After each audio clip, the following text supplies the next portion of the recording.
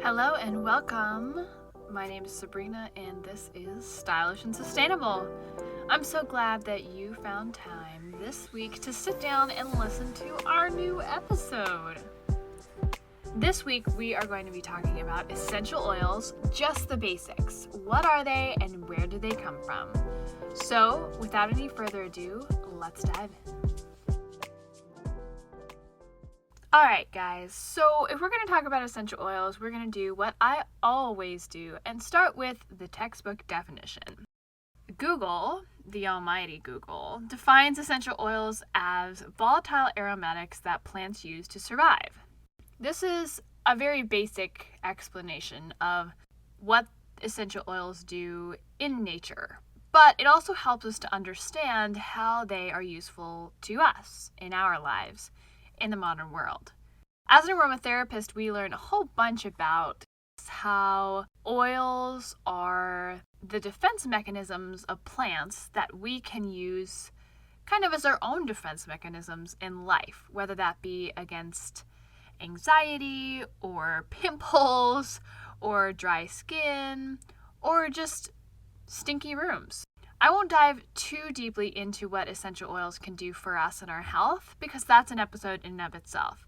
But I'll just leave it that essential oils are volatile aromatic compounds that are processed in plants that the plants use to survive in nature by protecting themselves from other plants, from fungi and bacteria and diseases that might hamper their ability to survive, that we can then in turn use for our own benefit. So I get a lot of people that ask me kind of how essential oils work because I think there's this really interesting misunderstanding that essential oils are kind of like a voodoo magic sort of thing. But in reality, it's just a simple explanation of chemistry and anatomy working together to result in some pure awesomeness, if you ask me. So there are three basic ways that we can use essential oils. We can use them on our skin, so like topically. We can use them internally by putting them in our foods and our drinks. And then we can just smell them. We can sniff them.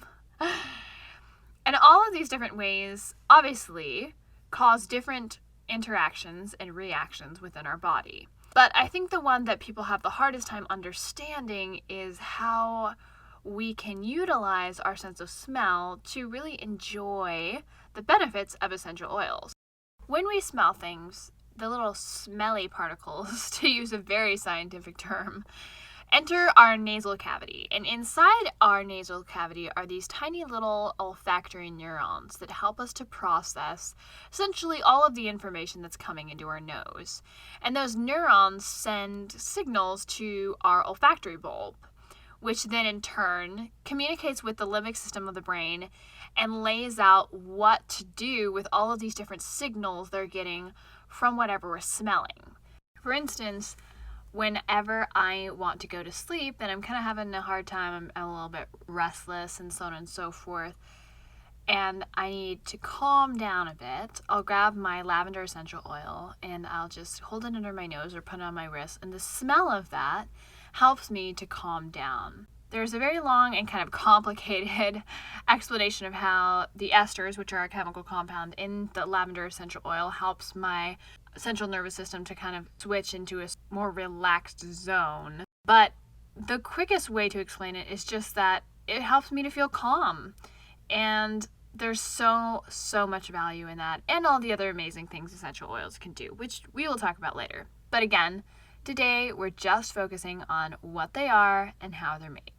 So you've had a little bit of an insight into what they are. Now I just want to do a quick explanation of how they're made and why that matters, especially looking at them through the lens of a sustainable lifestyle. So how essential oils are made is a very interesting and very simple process.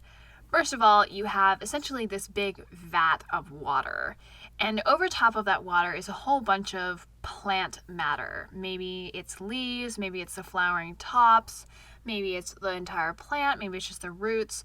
Whatever has the medicinal values are going to be put on top of this water and then kind of crushed maybe a little bit all packed down really tight, just an insane amount, right?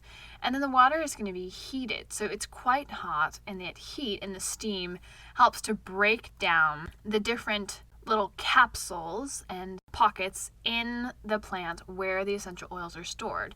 And as they burst, then because essential oils are volatile aromatic compounds, the essential oils immediately form into a vapor with the water. Then this little contraption captures that vapor and takes it down in kind of like a cooling tube until the vapor returns to a regular liquid form, and the essential oil, which is vaporized, in turn becomes liquid again.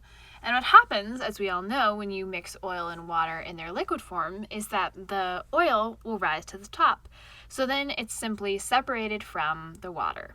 That water that's left over is called hydrosol, and we might talk about that later on down the road. But the essential oil can then just be used however that said essential oil is used best. The best part about this is that there's no solvents or nastiness involved.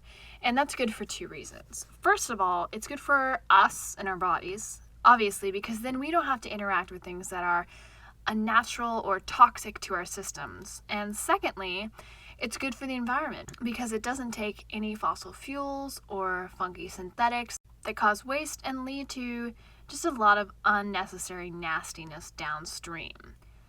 The other really good thing is that all of the byproducts of making essential oils are either compostable or are used. So theoretically, there should be no waste at all when essential oils are created. Obviously, the bottling and the packaging is a tricky thing to get around. And if you watch the Instagram, you'll see kind of some of the tips that I have about how to reduce the footprint that we have as we try and go toxin free in our homes by reusing some stuff and so on and so forth. But it's really exciting to understand that essential oils are made in a way that is insanely earth friendly and that is healthy for our bodies and healthy for us to interact with on the long term. I know this week's episode was super short and sweet, but I just wanted to dive into a very surface level explanation and understanding of essential oils. We talk a lot about essential oils on the Instagram because I am a firm believer that essential oils are like a gateway drug to living sustainably.